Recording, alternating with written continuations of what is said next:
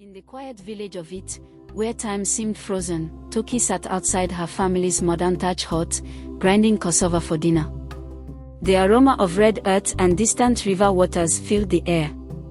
Toke's thoughts were far from the village, lost in dreams of a brighter, richer life she had only heard about in stories. Her parents, Uju and Ojo, worked tirelessly to provide, but Toke wanted more than the hard, repetitive life it had to offer. Toke's longing for Lagos, a city of endless possibilities, consumed her. She often imagined herself in fine clothes, walking on paved streets, and achieving fame and fortune. But her dreams were always met with resistance. Her father, Ojo, would warn, "Lagos is not for people like us. People lose themselves in that city." Yet, she couldn't shake the pull of the city, believing it was her only chance to escape poverty and make something of herself. It was a humid afternoon when Toke saw her friend, Vivian. She was walking back from the market, carrying a basket of goods on her head, when she noticed a sleek black car parked by the village square. It was a rare sight in the village. Most people still walked or rode bicycles. Then she saw her childhood friend Viv, as she fondly called her, step out of a car, her skin glowing like she had been dipped in gold. She wore a fitted dress that clung to her figure, and her shoes clicked against the dusty ground as though they belonged on a city street, not in a village like this. Her eyes widened. This couldn't be the same Viv she had grown up with, the girl who used to fetch water with her from the village well, wearing hand-me-downs like everyone else. "Toks," Viv called out, her voice smooth and confident, as though she belonged in this new life. She stretched out her arms for a hug. "Viv, you have changed," Toke exclaimed, stepping back to take a good look at her friend. "Oh, my sister, life has changed me," Viv said with a proud smile. "Lagos changed me," she added. "Lagos?" Toke asked, feeling a pang of envy. "Yes, Lagos. I told you when I left that I was going to make it, didn't I? Look at me now," Viv said, gesturing to herself. "Come with me," she urged, her eyes gleaming with excitement. Toke felt her heart skip a beat.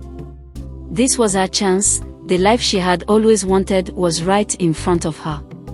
She could leave the village, leave the struggles, and make something of herself. But she hesitated. What would her parents say? What if Lagos wasn't all it seemed to be? But Viv had all the answers. "Life here doesn't make sense," she said, gesturing to the dusty village around them. "You will work hard till you die, and nothing will change. But in Lagos will change your life, my sister. You could live like a queen. See me now." Toke was silent for a moment, torn between her family and the life she had always dreamed of.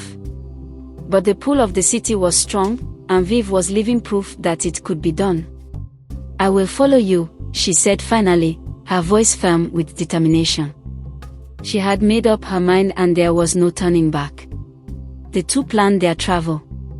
Toke knew her parents wouldn't approve, so she threw her traveling bag across the fence and told her mom she was going to see Tammy, her friend who was down with a fever. And that was how she ran away from the village without her parents' approval. The moment Toke arrived in Lagos, the chaos overwhelmed her. The honking cars, shouting vendors, and blinding lights were unlike anything she had experienced. Viv led her to a luxurious apartment, introducing her to a lifestyle she had never dreamed possible.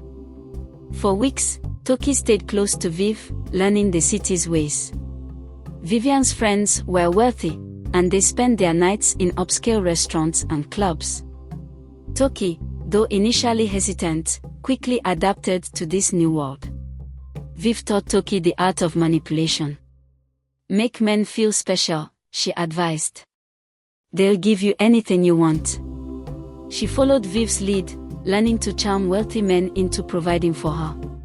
She was soon wearing designer clothes, eating in fine restaurants, and enjoying the spoils of her new life. However, a nagging sense of unease began to creep in, a feeling that this life came with unseen risks. Vivian introduced Toke to Chief Andrew, a wealthy businessman in his 50s, who immediately took a liking to her. He showered her with expensive gifts, jewelries, clothes, and even a new phone. Viv encouraged her to stay close to him, claiming he could provide her with everything she wanted. But Toke noticed Chief's secretive nature and the way he treated her like a possession rather than a person. Something about him unsettled her. Strange occurrences confirmed Toke's fears. Chief would take her on mysterious late-night trips to remote areas, disappearing for hours. One night, after overhearing disturbing conversations, she followed him to the back of his compound and discovered 3 lifeless bodies, their organs harvested. Horrified, she realized the extent of Chief's sinister operations. Chief caught her and coldly declared, "You've seen too much. You won't leave here alive." Toke's survivor instincts kicked in. As Chief's men chased her, she ran for her life, scaling walls and dodging gunfire. She hid in the shadows until the coast was clear, eventually flagging down a taxi to escape. The horrifying realization that she had been a part of Chief's world, even unknowingly, left her shaken. She knew she couldn't return to that life, but she didn't know where to go. Desperate for answers, Toke called Viv and arranged to meet at a small bar. When she confronted Viv, her anger was barely contained. "You knew Chief Andrew is an organ harvester, didn't you?" she demanded.